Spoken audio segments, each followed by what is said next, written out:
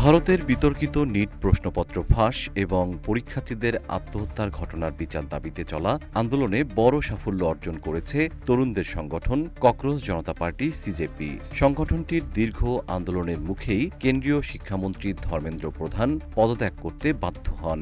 তবে এই বিজয়ের পরও আন্দোলন থেমে যাচ্ছে না বলে জানিয়েছেন সিজেপির প্রতিষ্ঠাতা অভিজিৎ দীপকে। ২৫ জুলাই এক ভিডিও বার্তায় সমর্থকদের উদ্দেশ্যে তিনি বলেন, এটা কেবল শুরু, ককরোচ জনতা পার্টির এখনও অনেক কিছু করা বাকি। টানা ৩৭ দিনের আন্দোলনের পর ২৫ জুলাই সিজেপি কর্মসূচি প্রত্যাহার করে। শিক্ষামন্ত্রীর পদত্যাগের পাশাপাশি আন্দোলনকারীদের বিরুদ্ধে করা সব মামলা ও এফআইআর প্রত্যাহারের আশ্বাস দেয় কেন্দ্র সরকার।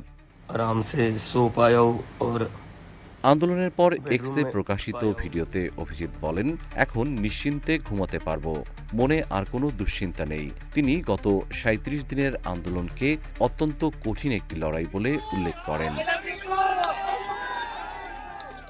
ভিডিওতে আন্দোলনে পাশে থাকা সমর্থকদের ধন্যবাদ জানিয়ে অভিজিৎ বলেন, তাদের অবদান তরুণ সমাজের জন্য অতুলনীয়। একই সঙ্গে সমালোচকদেরও কৃতজ্ঞতা জানিয়ে তিনি বলেন, তাদের প্রশ্ন ও সমালোচনাই আন্দোলনকে আরও শক্তিশালী করেছে।